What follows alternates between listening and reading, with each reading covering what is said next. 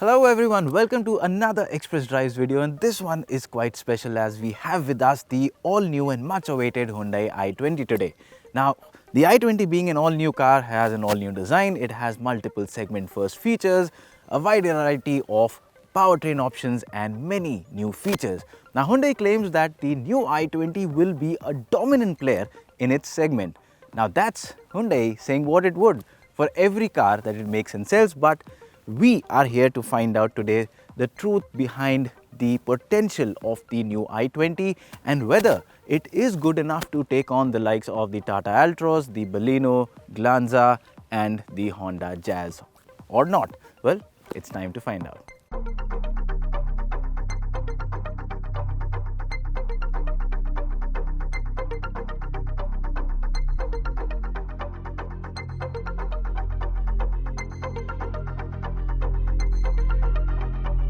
Now, the all-new Hyundai i20 comes in many variants with a lot of powertrain options. So, to keep things simpler, I'm going to present the common things such as the design, the cabin and how the petrol variants perform, and to tell you how the diesel ones perform, that will be done by my colleague Rahul Kapoor. So, let's start off with the design first because that is something that is pretty much the same for all the variants.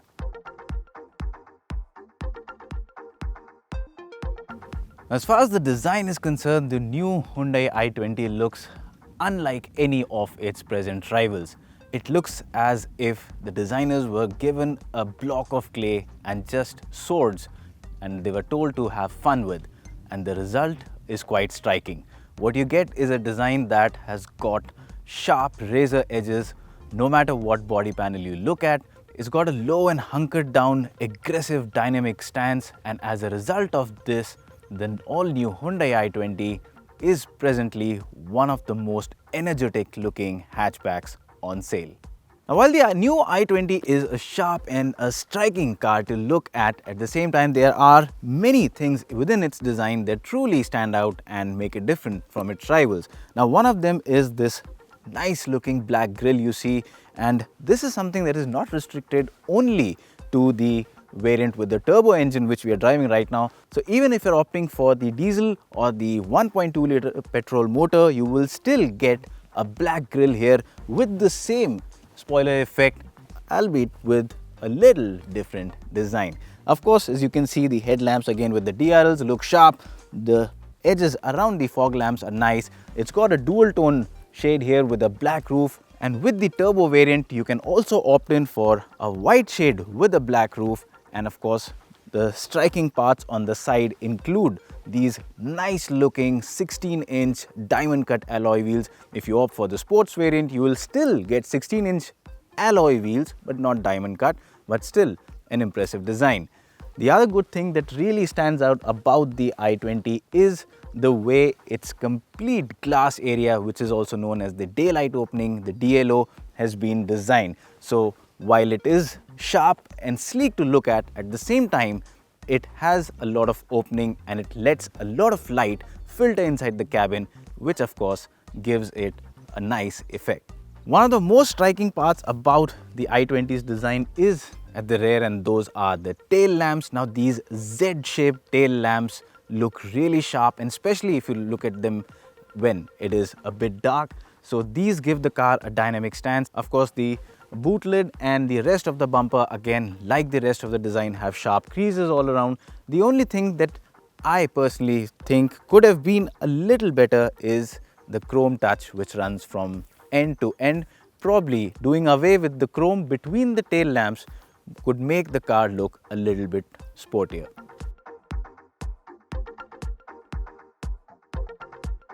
Step inside the all-new Hyundai i20 and you're in for a visual as well as an experiential treat, because the all-new Hyundai i20 is packed to the brim with features. Now, speaking of the visual interaction with the elements first, well, it has got a very premium looking design. If you look at the dashboard, now this is done up in dark shades across variants, so There is no dual tone or a light colored upholstery on offer, and I think that goes well in sync with the sporty design of the all new i20. What you get is a very nice design, and you can see the vents are integrated within the design, so it runs from one end to the other. And of course, if you look at this design along with the steering wheel design, it has a lot of similarity with a particular German flagship luxury saloon. And it'll be interesting to see if you guys can spot that car, and if you can identify it, please let us know in the comment section. Coming back to the i20, so yes, as I said, a good looking design. It's got this 10.25-inch touchscreen infotainment system, and of course this is the top variant, the Asta. If you're going in for a lower one, you'll get a 8-inch unit but with no blue link, and this one has blue link. And as many of you would know by now, that this is the same system that we've been seeing in vehicles such as the Verna, the Venue, the Creta, and basically it's something that makes your car fully connected with an embedded SIM, and that allows you to access pretty much a lot of maybe 50 odd features even through your smartphone. So you can trace your vehicle, you can find your location, you can share your location, you can remotely start or stop the engine or the air conditioning, and you can do a lot more. But as far as the screen is concerned, it's a fairly simple screen to use, just what you would see in any other Hyundai, and it's got a good touch response. It's a fluid interface, the visibility is good. And moving away further on to the driver side, well, the instrument cluster is an all new one. It's an all digital instrument cluster, and despite being digital, unlike many of the new cars, it's not very confusing to look at. It's not as easy or as pleasing to look at as, say, the old school analog readouts, but still it's nice to look at. It's got a fairly simple design, and it gives you a ton of information. The good thing about this is that you can also access turn-by-turn navigation on the central digital screen, and what that does is it eliminates the need for the driver to move the vision from the road onto the screen here for those crucial turns when you're about to enter a roundabout, or you need to exit a roundabout, or go take a left from a flyover. All that is right here, so that is a very nice thing. The steering itself is nice, premium to hold, a chunky steering wheel, and has got all the controls you would require. With all these things sorted, well, there are a lot of features in the i20 that make it different from many of its rivals, some of them being segment first. Now, it of course has a wireless charging pad, and not just a wireless charging pad, this is a cool one, so it will also ensure your phone does not heat up. And it also comes with an Oxy Boost purifier, and what this does is that in addition to cleaning the air inside the cabin, it also increases the amount of available oxygen, and it also has a colored display, which if blue means the air is good, and it changes colors all the way to red, which means it's very bad in terms of quality. So that's a good thing to have, especially in cities such as Delhi, Bombay, where the pollution levels are quite high. And beyond that, again, if you talk about space management, that has been done very nicely. The door pockets, the pad here, the cup holders, even the storage under the driver armrest, and the driver armrest is again flexible for reach. So all of these things make the cabin of the i20 very user friendly. And apart from that, you also get access to a lot of new features which we just spoke about. And one of the features that is very popular among Indian buyers is the sunroof, and the new i20 has that for you on offer. Now, speaking about this experience at the rear seat, well, it is much better than not only the older i20 but pretty much all of its rivals. And the reason for that is that the new i20 is longer, wider than its predecessor, and at the same time it also gets a longer wheelbase, and as a result of that you have more space inside the cabin. Now, with the driver's seat adjusted to my driving preference with a height of 5 feet 8 inches, I have a lot of leg room to spare. You can see the knee room, well, no problem at all for a taller occupant as well. You can see in terms of knee room also, well, no problem at all for a taller occupant as well. Headroom also is pretty much fine. So even if you are someone who is a few inches taller than me, you won't have your head brushing against the roof. And the seat itself is quite nice. I like the fact that the under thigh support here is much better than many of its rivals. And as a result of this, along with the combined fact that you get a nice angle for the backrest, this should prove to be a comfortable car to be in when you are going to be here for long duration, for long drives. You also have good space inside, and you have AC vents here. Of course, there's a fast charging USB socket here, just like you have one at the front in addition to a normal one. And well, the party piece is the Bose surround system that comes in this car. Now, the new i20 being a premium car gets a premium sound system, and this is really impressive in terms of sound quality. So if you are someone who enjoys music, well, the i20 is pretty much the best that you can buy as far as the sound quality is concerned. Now bear with me because I'm interrupting Arpit over here, but here is something really important, and that is the new i20 diesel. Why is the i20 diesel important, you ask? Is because since it was launched in India, the i20, the diesel has been the most popular variant of the model. Now, compared to what Arpit has already spoken about the changes of the new generation i20, what is visually different with the diesel is that the grille is still in all black finish, but there's a slight difference in design. The overall look is still the same. The chin spoiler at the front is still finished in black. Now, coming to the sides, there's not much of a visual difference because you continue to get the 16-inch diamond cut alloy wheels with the Asta option version. There's no badging for the gearbox for the transmission. In the turbo, you get the DCT and or the IMT badging on the front fender. It's missing on the diesel. Another change is that you do not get a dual tone finish for the top.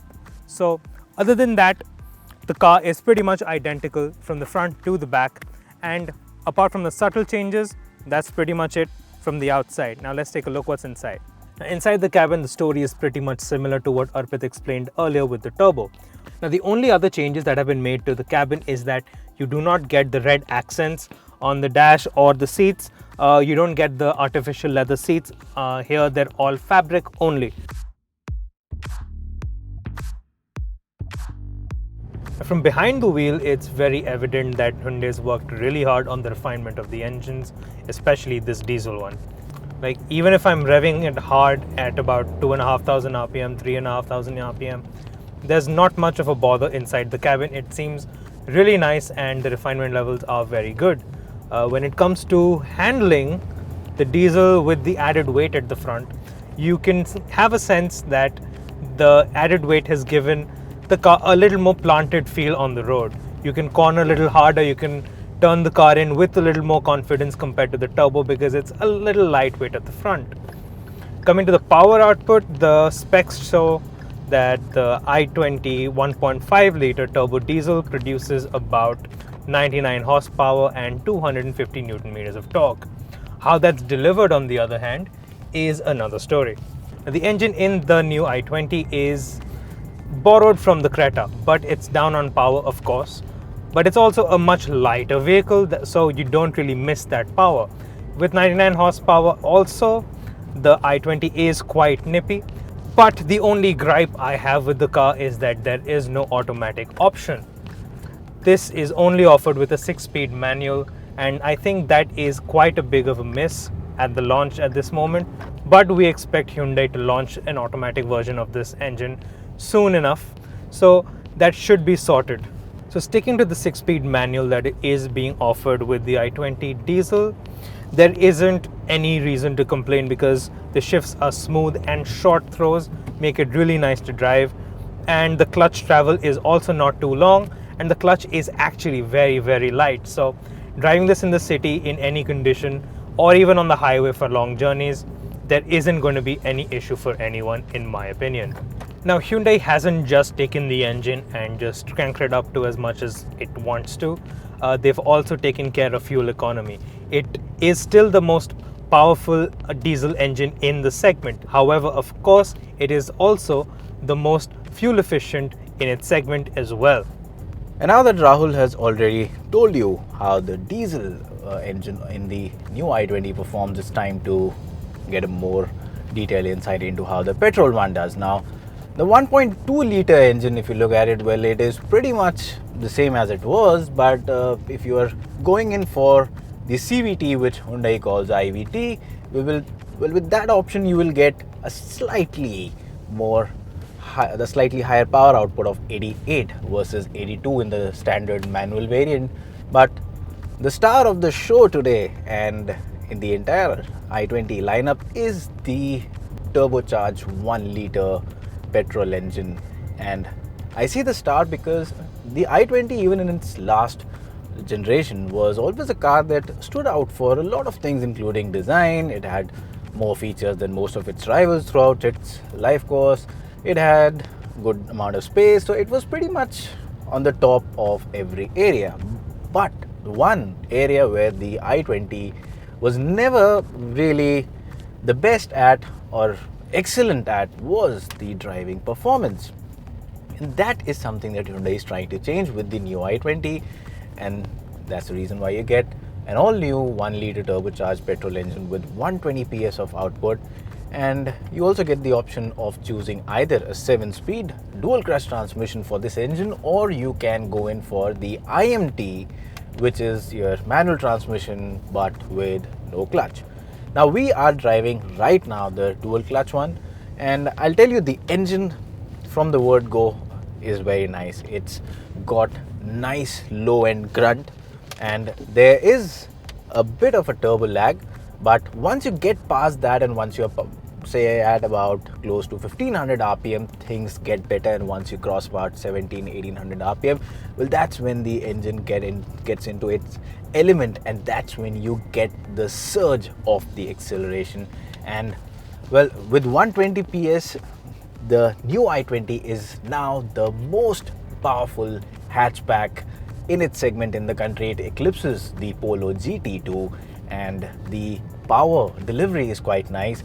It's not really something that'll shove you back in the seat, but it's linear, but it's fast.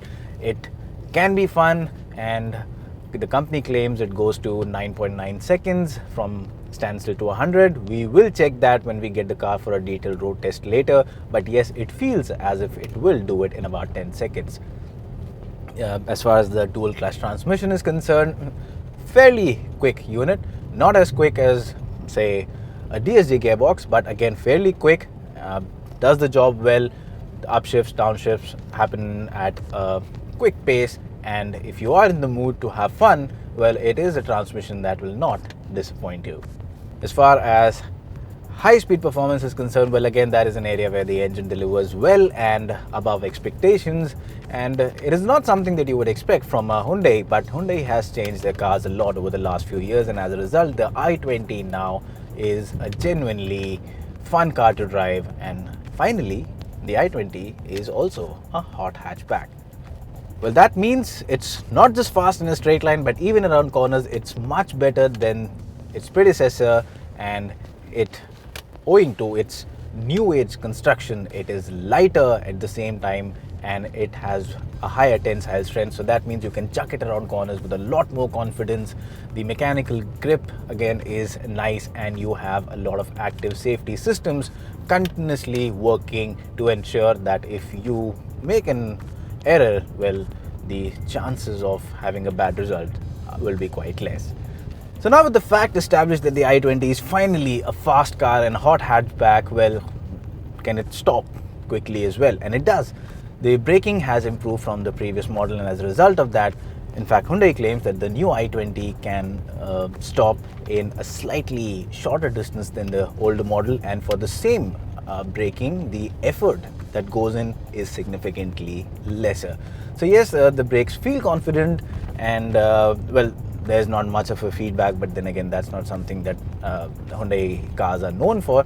But yes, it is good in terms of bringing the car to a halt. The steering also is quite nice, light and very easy when you're in tight maneuvering spots, and weighs up as speeds build up, but it has an artificial weight build up, not a very communicative steering at that. So with that, well, is the all-new Hyundai i20 a better car than, say, the Tata Altroz, the Baleno, the Glanza, or the Jazz, the WRVs, all of these premium hatchbacks? Well, the simple answer to that is that we need to put them all together for a direct shootout and find out. But on paper, well, of course, there's no other car in the segment that comes close to the i20 or is in a position to claim an equal status. So it is far ahead of its rivals in terms of technology, features, and a lot many other things. So that makes the all-new i20 the new benchmark in this segment. And well, as to the potential, the truth behind the potential, this car has every ounce of potential to be the new king of this segment.